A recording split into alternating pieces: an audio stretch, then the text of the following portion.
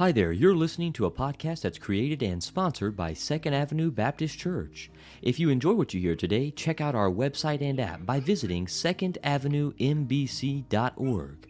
You can find our mobile app and tons more content, podcasts, sermons, and more by searching for Second Avenue on the Apple App Store or Google Play Store. With that being said, let's dive into today's episode. Welcome to episode 7 of Decision Point. Today we'll be talking about Hannah from 1 Samuel. So if you have your app or Bible, open to 1 Samuel chapter 1, beginning in verse 9. As you're doing that, here's today's trivia. What was Hannah's husband's name? Stick around to the end of the podcast for the answer to that question. Let's jump right into Hannah now in 1 Samuel chapter 1. We'll read verse 9 through 18. I'll be reading from the New American Standard Edition. Then Hannah got up after eating and drinking in Shiloh. Now Eli the priest was sitting on the seat by the doorpost of the temple of the Lord. She, greatly distressed, prayed to the Lord and wept bitterly.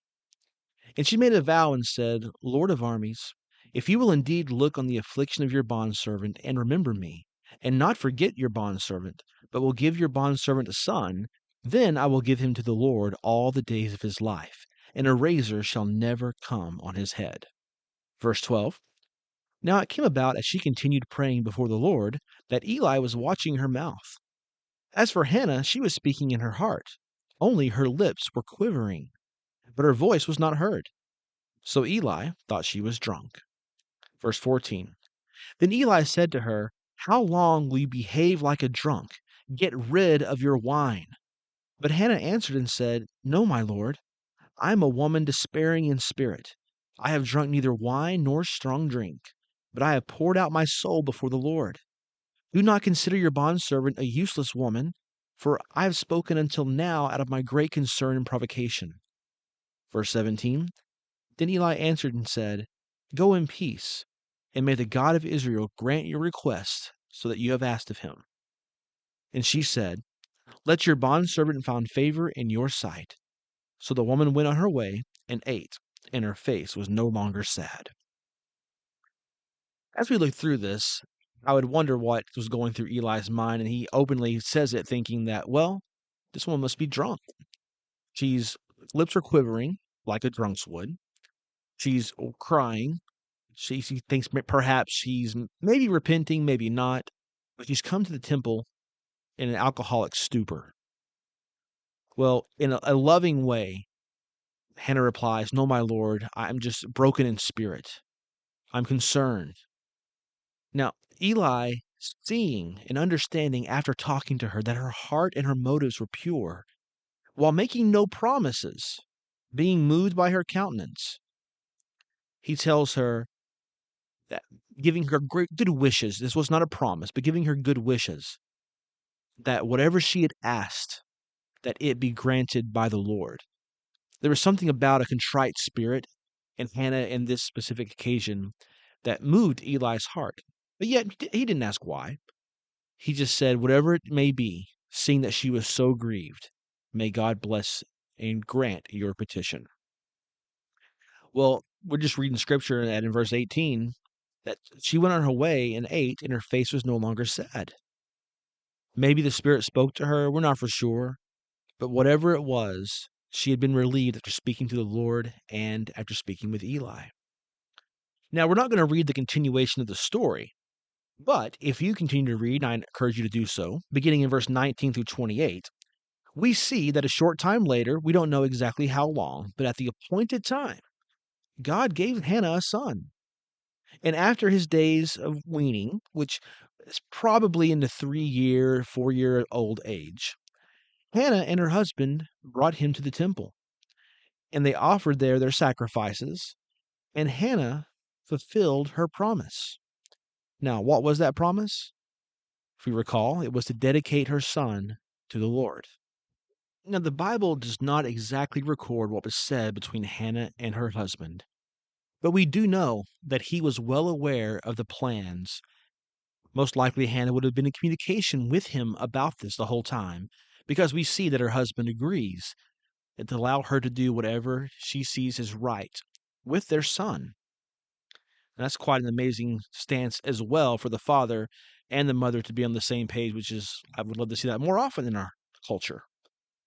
But after she follows through with her oath, this is where I want to focus a little bit today, and we won't read all of it.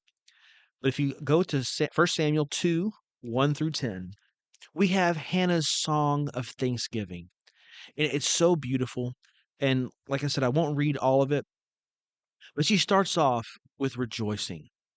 In verse 1, my heart rejoices in the Lord. My horn is exalted in the Lord. My mouth speaks boldly against my enemies because I rejoice in your salvation. She goes on to talk about the enemy's bows against the Lord. They have no strength. That God is God of all things. God is the one who ceases the hunger. God is the one who gives infertile women birth. He's the one who puts to death and makes alive. He's the one who brings back up and restores, makes the poor rich. Her thanksgiving, yes, is boded in the fact of that she received a child from God when she was barren before. But I see so much more in this thanksgiving. I believe that Hannah's heart was always right before the Lord, honoring him and praising him. But this extra blessing, this desire of her heart has caused her to be exceedingly overwhelmed with joy. Now, had her petition not been granted by God, I still believe that she would be thankful.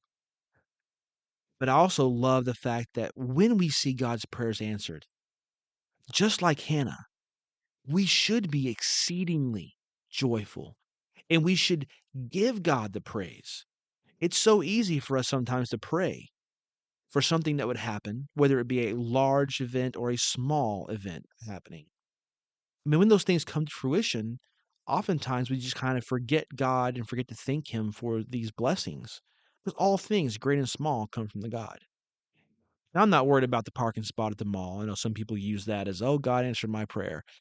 We won't get into that today, but I'll tell you that the real miracles, the real things that God does for us that are exceedingly above what we've asked for, that are answers to heart questions, that are answers to heart's desires, those we should thank God for even the more. And even when his answer is no, we should thank God and trust his sovereignty and his will. Now, to finish the story here quickly, Hannah and her husband leave Samuel behind, and he stayed there and attended to the services of the Lord before Eli the priest. And I've always wondered, I've talked to my pastor about this as well, but how did Eli react to Hannah kind of quote unquote dropping off her young son? We do know in Eli's life by this time that his two older sons had a bad reputation before the people. They were robbers, they were debauchery filled, they were adulterers. Perhaps Eli was excited to have another opportunity to raise a young man of God. We don't know. We can only add some conjecture. But whatever it was, God had definitely let him know that this kid was to be trained by him, and this was of God. It wasn't someone abandoning their child. It was someone giving their child to God, and Eli cared for and raised him up to be a great prophet. Well, in closing, the Bible tells us that Hannah was barren because the Lord had closed her womb. We read that in 1 Samuel 5. It doesn't mention this was a penalty for sin. We only can trust God that it was for his purposes and in his time by which all things are done. And if you, like Hannah, have a godly desire in your heart, we are told in Scripture to make our requests known to God. That's in Philippians 4:6. And if those desires line up with his plan, they'll be answered in his timing. And finally, I want to say that I enjoy when parents publicly dedicate their children to God. I really want to think, and this is part of the reason we do that because of Hannah's story as she dedicated Samuel to God. Now, this was physically.